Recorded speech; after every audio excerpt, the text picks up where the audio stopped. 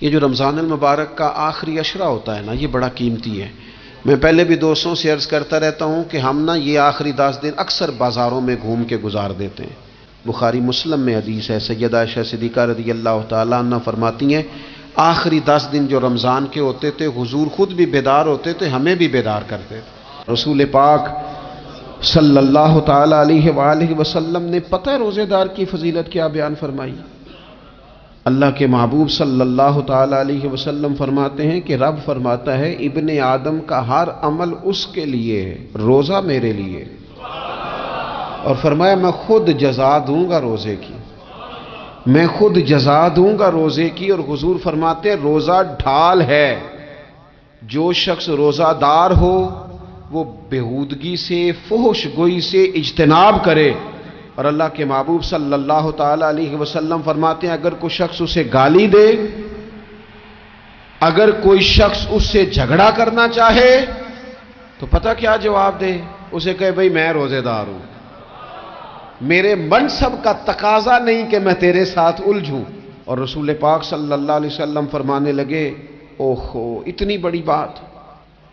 حضور فرمانے لگے، یہ صحیح مسلم کے لفظ ہیں، کریم محبوب فرمانے لگے مجھے اس رب کی عزت کی قسم جس کے قبضے میں محمد عربی صلی اللہ علیہ وسلم کی جان ہے، حضور فرماتے روزہ دار کے منہ کی خوشبو اللہ تعالیٰ کے نزدیک قیامت کے دن مشک کی خوشبو سے بھی زیادہ بکت والی ہوگی۔ اس کے منہ سے جو خوشبو آتی ہے قیامت میں مشک پیچھے رہ جائے گا، اور رب کی بارگاہ میں صرف روزہ دار کے منہ سے۔ اگر تیرے منہ کی خوشبو رب کو اتنی پسند ہے تو تجھے بھی تو اپنے منصب کا خیال ہونا چاہیے۔ میرے رسول پاک علیہ السلام نے فرمایا روزہ دار کو 2 خوشیاں ملیں گی، ایک خوشی اس وقت ملتی ہے جب وہ افطار کرتا ہے، اور فرمایا ایک خوشی اس وقت ملے گی جب وہ اپنے رب سے ملاقات کرے گا، جب وہ اس سے ملے گا تو اس وقت روزہ دار کو خوشی ہوگی۔ بخاری مسلم میں حدیث ہے، سیدہ عائشہ صدیقہ رضی اللہ تعالیٰ عنہ فرماتی ہیں آخری 10 دن جو رمضان کے ہوتے تھے حضور خود بھی بیدار ہوتے تھے، ہمیں بھی بیدار کرتے تھے۔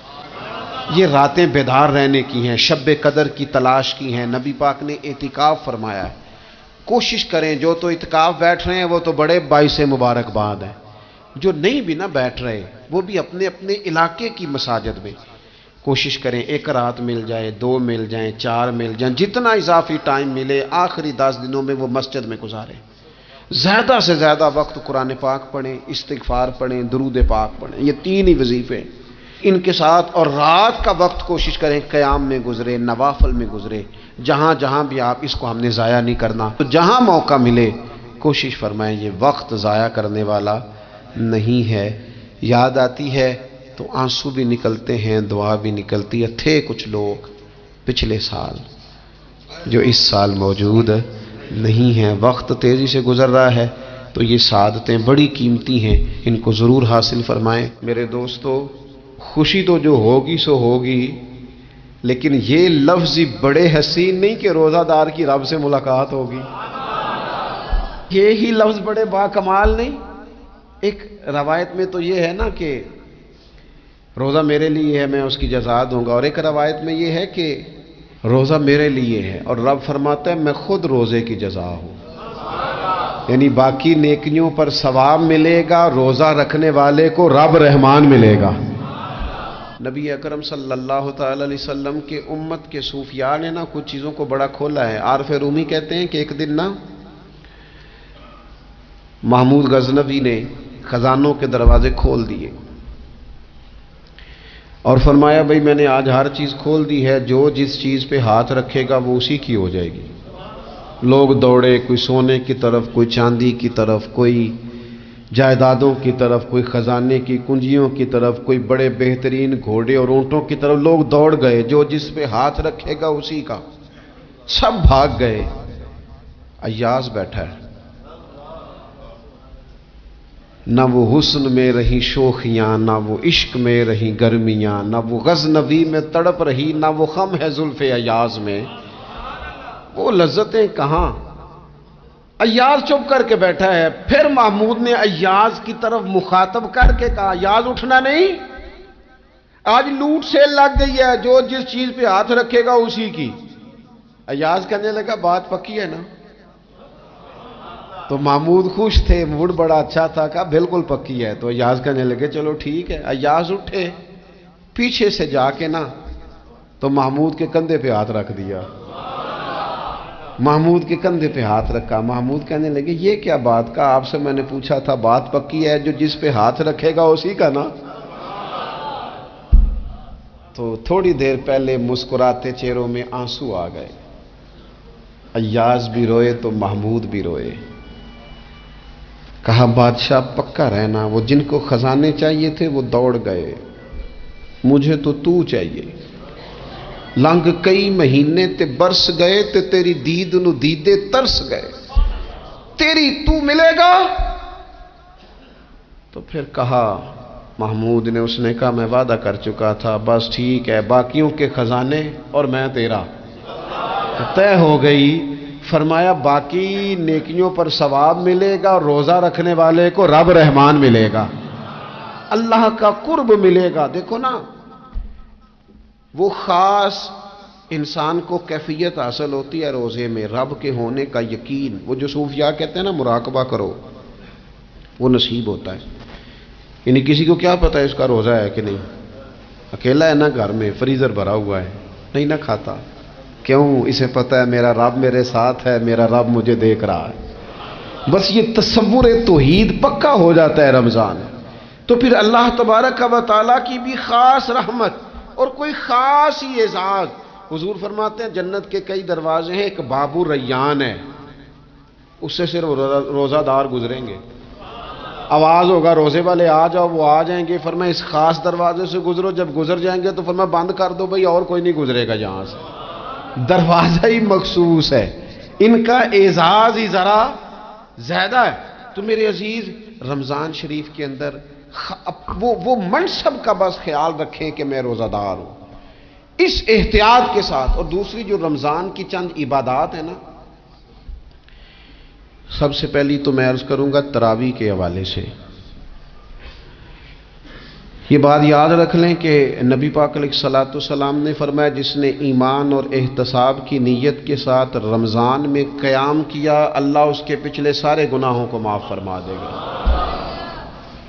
اور ایک مقام پر نبی پاک صلی اللہ تعالی علیہ وسلم نے بیان کیا، یہ مشکات میں موجود ہے، حضور فرماتے ہیں رمضان اور قرآن دونوں قیامت کے دن بندے کی شفاعت کریں گے۔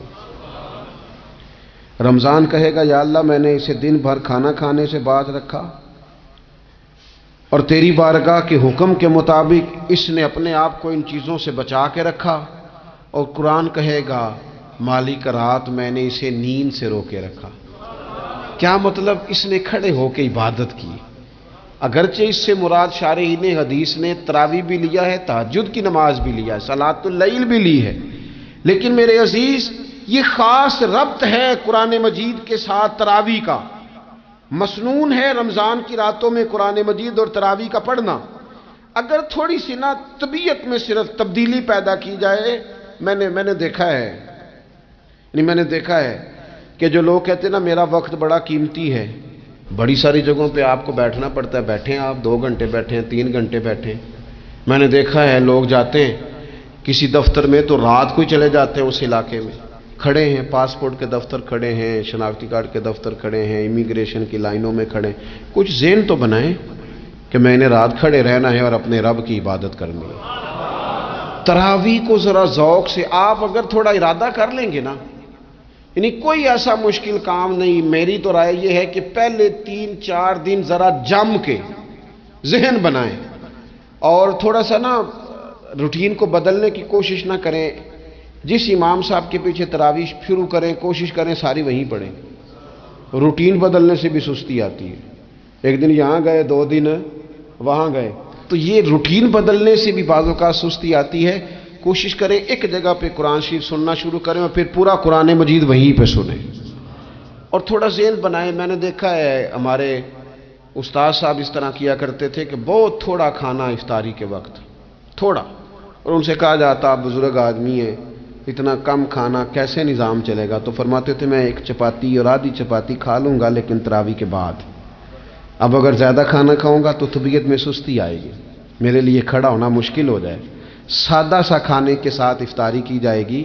اور تراویح کے لیے اپنے آپ کو ذہنی، کہاں ٹائم ملتا ہے سارا سال قرآن پڑھنے سننے کا، یہ تو اللہ نے موقع عطا فرمایا ہے۔ تو تھوڑا سا اگر دلچسپی پیدا کی جائے، بڑا بڑا سونا قرآن مجید پڑھا جاتا ہے مساجد میں، بچے بڑی بڑی خوبصورتی سے، تو اللہ کا شکر ہے جگہ جگہ پہ۔ اور مساجد کے علاوہ بھی میں نے دیکھا ہے، ہم سے لوگ مطالبہ کرتے ہیں کہ ہماری فیکٹری میں رات کو بھی کام ہوتا ہے، اتنے سارے ورکر ہیں تو بچہ کوئی مل جائے قرآن شریف سنائے، فلانی جگہ بھی اتنے لوگ ہیں تو اگر موقع مل جائے، تو اگر تھوڑا ذہن بنایا جائے، شوق پیدا کیا جائے تو اللہ تعالیٰ فضل فرماتا ہے، انسان کو طاقت ملتی ہے کھڑے رہنے کی۔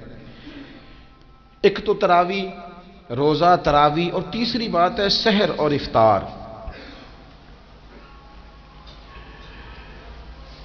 یہ جو سحری اور افطار، یہودی جو تھے نا وہ سحری نہیں کرتے تھے، سحری کا نام و نشان نہیں تھا، روزہ رکھتے سحری نہیں کرتے۔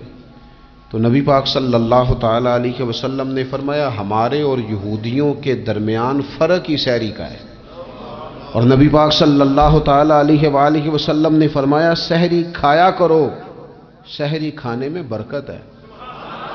اور اگلی بات سننی آپ نے تو خوش ہو جانا ہے، سحری کو معمولی نہ سمجھے، سحری کرنا عبادت ہے۔ ہاں آپ مت سمجھیں کہ میں روٹی کھا رہا ہوں، یہ تو میرے سامنے دہی رکھا ہوا ہے، یہ تو سالن رکھا ہوا ہے، یہ تو اچار رکھا ہے، تو چپاتیاں رکھی ہیں۔ سحری کھانا عبادت ہے۔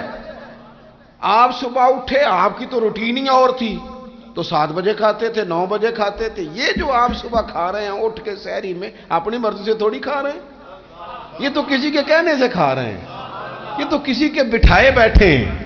یہ جو سحری کا لنگر ہے یہ رب رسول کی رحمت کے ساتھ عطا ہوتا ہے، یہ کرم ہے، یہ اللہ رسول کے بٹھائے بیٹھے۔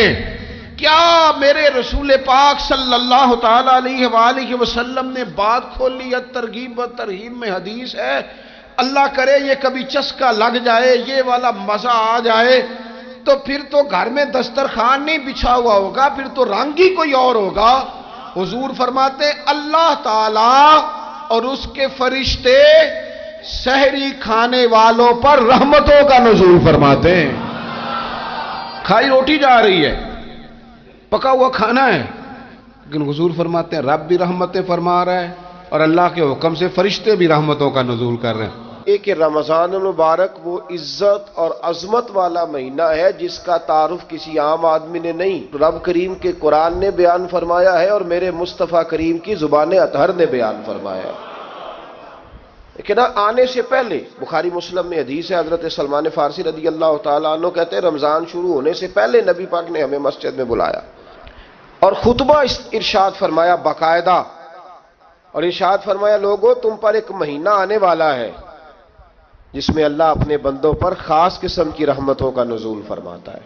خود رسول پاک نے ہمیں کس قدر زیادہ اس مہینے کا اکرام کرنا ہے اور کس قدر زیادہ اس کو اہمیت دینی ہے، اور کس قدر زیادہ ہمارے لیے وہ باعث عظمت ہے کہ جس مہینے کے فضائل خود رسول پاک علیہ السلام نے بیان فرمائے۔